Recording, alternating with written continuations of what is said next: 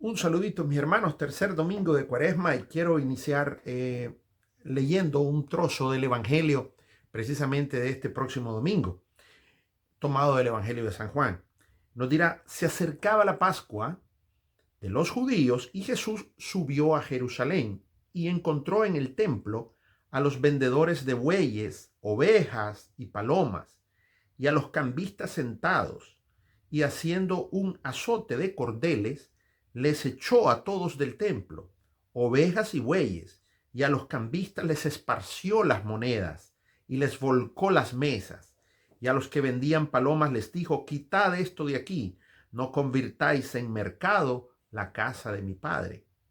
Sus discípulos se acordaron de lo que está escrito, el celo de tu casa me devora. Qué interesante, mis hermanos. Entramos entonces de lleno ya con el Evangelio y vemos a un Jesús que entra al templo y quiere limpiarlo, purificarlo. A propósito que cuando uno va a un supermercado aquí, ¿verdad? ¿Cuántos productos de limpieza hay? Se encuentra uno para escoger todo lo que quisiera, lo que para los gustos y para, dependiendo de la suciedad, quita manchas, remueve sarro, remueve óxido, lo que sea. Jesús tomó unos cordeles, dice, ¿para limpiar qué? Para limpiar, purificar y ordenar el templo. Porque como bien apunta precisamente el Evangelio de San Juan, dice que el Señor vio lo que estaba ocurriendo y dijo que no se convirtiera su casa en un mercado. La casa, dice, de mi Padre, en un mercado. Bueno, ¿qué es lo que ocurría, mis hermanos? Bueno, vamos a tratar de hacer brevemente una explicación esto del templo. Miren, era, dice, el tiempo de Pascua. Y era lógico que desde la reforma de Josías, estamos hablando de siglos atrás, se había dicho, se había dictaminado en esa reforma litúrgica de Josías que todos los judíos, ya a partir de los 12 años, digamos así, tenían que ir a celebrar la Pascua a Jerusalén, al templo de Jerusalén. Y dice el texto entonces que era tiempo de Pascua, por lo tanto el templo estaba abarrotado de gente. Toda Jerusalén estaba, eh, digamos, llena de personas que precisamente judíos que iban a celebrar la Pascua, iban a hacer su sacrificio. Era lógico y era normal y hasta legal, ¿verdad? Que el templo entonces, de hecho su construcción lo permitía porque eran varios patios, ¿verdad? Del más interno, que era el Santa Santorum, que fue lo primero que se construyó, este templo que está hablando Jesús, o que está hablando el Evangelio, perdón, en el que entra Jesús, fue construido por el rey Herodes, Herodes el Grande. Bueno, y lo primero que se construyó fue el Santa Santorum, el santuario donde estaba pues lo más sagrado, el templo. Después iban pasando atrios y patios, ¿verdad? Y allá en el último patio, digamos, en el más externo de todos, era el lugar propio para que los cambistas aceptaran las monedas del impuesto al templo.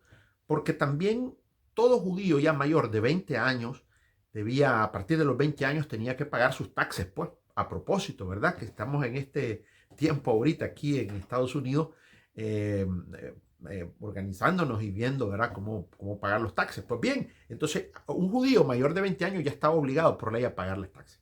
Y ahí también el impuesto al templo, ¿no? Y tenían que tener cuidado los cambistas. ¿Por qué cambistas? Porque no podía entrar al lugar santo, no podía entrar al templo, ninguna moneda con alguna efigie, es decir, con algún relieve, con alguna imagen de alguno de los emperadores o alguna, ¿verdad? Entonces ellos cambiaban esas monedas, que eran las que usaba la gente afuera, digamos, para sus compras y ventas, y las cambiaban por monedas lisas, monedas de oro lisas. Por eso estaban los cambistas ahí. Igual estaban esos que cobraban impuestos. Y estaban pues los vendedores de animales que la gente ocupaba y compraba para su sacrificio. Pues el problema no era tanto eso, sino el desorden en el que estaba cuando en el momento que entró Jesús. Seguramente se había olvidado que estaban en un lugar sagrado, en un lugar santo, y los cambistas estaban más preocupados por las monedas y por el cambiolín y por el negocio que por otra cosa. Igual los animales, supongo que eran multitud de animales, ya me puedo imaginar yo el olor. Pues bien, dejando eso atrás, un poquito ese ambiente en el que entra Jesús, centrémonos entonces en lo que él sintió. Recuerden el comentario que hacen precisamente los discípulos recordando un salmo. Se me fue el salmo ahorita, pero que dice, me consume el celo por tu casa. Celo, kinaj, en hebreo. Este kinaj, este celo, no es el celo con el que nosotros, digamos, comúnmente solemos decir o pensar, sobre todo en una pareja, ¿no? Esto es más interior, esto era algo que ardía en el interior de la persona y que lo hacía entonces amar a ese otro y por lo tanto lo cuidaba, lo protegía por el amor, por el celo. Dios también aparece como un Dios celoso de su pueblo, porque el pueblo para él era su amor y entonces Dios era celoso de que su pueblo no se le pervirtiera. Este celo profundo, este ardor profundo que siente Jesús por la casa de su Padre. Y dice, la casa de mi Padre. Perfecto. Dios también purifica de otras maneras. En la primera lectura, tomada del libro del Éxodo, vemos que también nos quiere purificar a nosotros, que somos templo. Nosotros también somos templo. ¿Y cómo nos podemos purificar de todas nuestras inmundicias y de nuestros pecados? Bueno, Dios también quería un pueblo santo, un pueblo limpio, un pueblo puro, y le dejó entonces, lo vemos en la primera lectura, los mandamientos, ¿verdad? Los 10 mandamientos, mis hermanos, que encontramos en la lectura del libro del Éxodo. Vean, estos 10 mandamientos no son solo para aprenderlos de memoria. No se trata de aprenderse los mandamientos de memoria y recitarlos.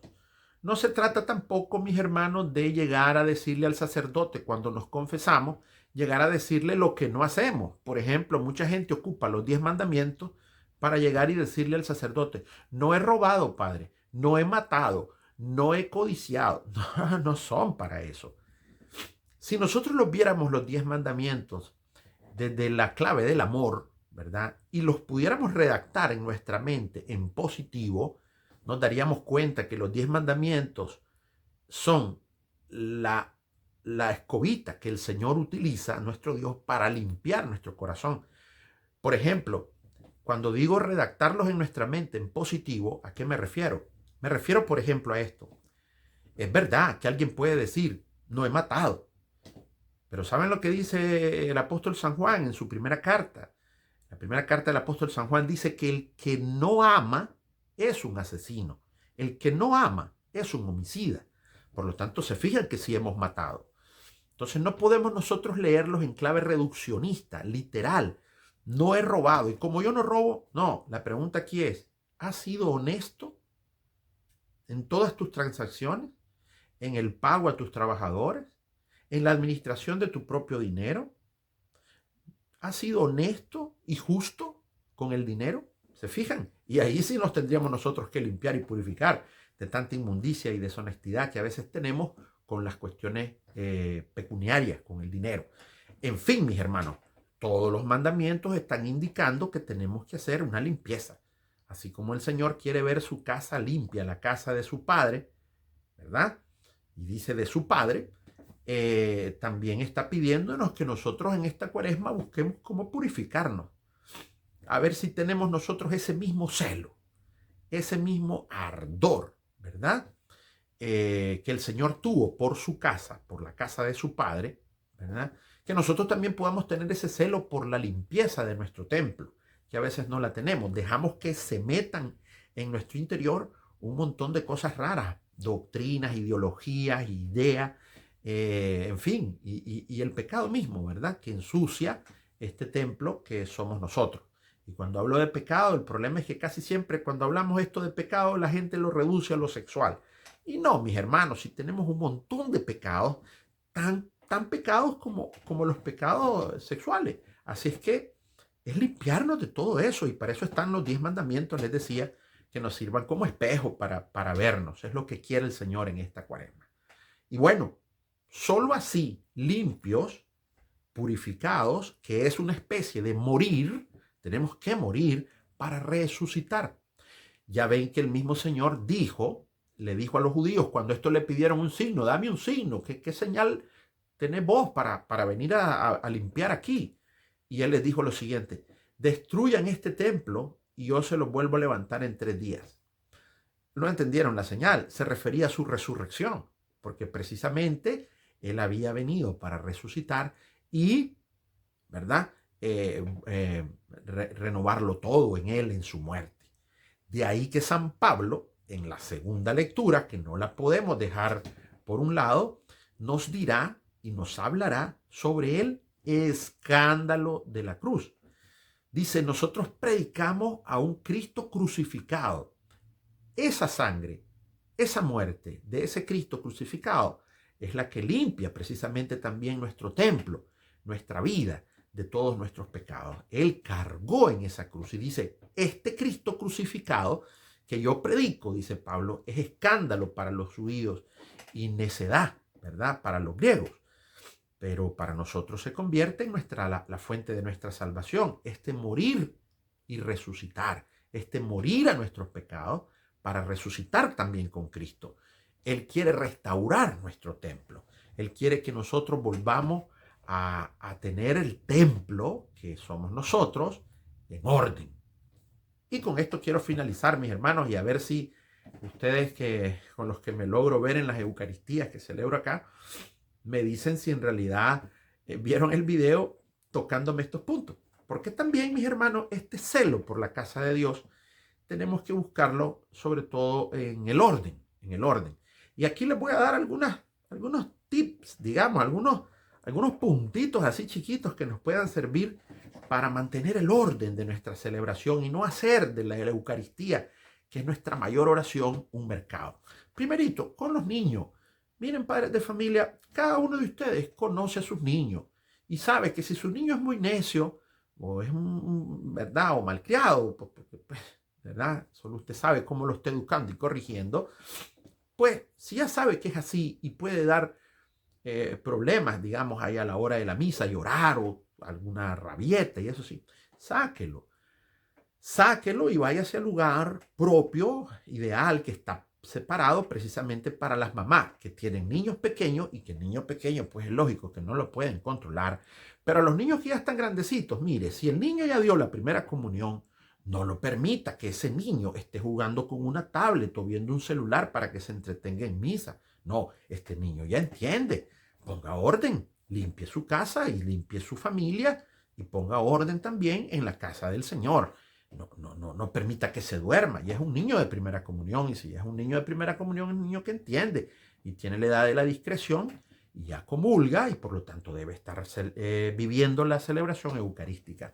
Ojo entonces con los niños para que mantengamos el orden en nuestras celebraciones, ¿verdad? No se vayan ustedes a enojar, pero las cosas hay que decirlas. Segundo, trate de llegar a tiempo, hombre. Trate de ser puntual. A veces el tráfico, a mí me ha pasado muchas veces que de pronto llego completo, llego corto con el tiempo, siempre antes, ¿verdad? Nunca después del tiempo indicado. Pero trate, haga el esfuerzo por llegar siempre a tiempo para que no entre a la hora que la misa ya inició y mucho menos si ya está el Evangelio, ya sabe que esa es una misa que no está completa y no, entonces no podría comulgar. Si ya el Evangelio pasó, la misa no está completa y se tiene que participar de toda la Eucaristía, ¿verdad? Entonces, ojo con eso de la puntualidad, ¿verdad, mis hermanos? Haga el esfuerzo, ¿verdad? Que usted me ayuda a mí y nos ayudamos entre todos a mantener ese orden en nuestras celebraciones. Tercero, cuando vaya a comulgar, mi hermano, no vaya saludando a los vecinos. No vaya, usted va a comulgar, hace la fila para comulgar, no vaya saludando al que esté aquí, no vaya riéndose, ¿verdad? Con uno, con el otro. Incluso con el sacerdote, a veces hay personas que vienen y quizás por cariño, me quieren saludar. No me salude, salúdeme al final de la misa. En ese momento usted está saludando nada más a Cristo, que va a recibir en ese momento y toda su mente, su corazón, todo su ser centrado únicamente en Él, no en el que está a un lado, no en el que va atrás, no en el... Entonces no se preocupe por saludarme a mí. Si quiere saludarme, nos vemos al final de la misa. Ahí a Cristo nada más, que es el centro de la celebración, y con orden entonces. Y finalmente, la vestimenta. La vestimenta, mis hermanos, llevar la ropita adecuada, propia, limpia, cómoda, digna, ¿verdad? Pero adecuada para el lugar. Recuerden que estamos en el templo, estamos en la celebración, y no es una pasarela de modas ahí, ni es tampoco una playa donde puedo ir enseñando todo lo que yo quiero. No, estamos en el templo de Dios y hay que guardar el orden y el respeto debido. Bueno, mis hermanos, no quise parecer tampoco regañón ni molesto, pero hay que decir las cosas como son. Que el Señor me los bendiga y a seguir caminando entonces hacia Jerusalén, donde vamos a buscar cómo morir para resucitar también con Cristo. Dios les bendiga.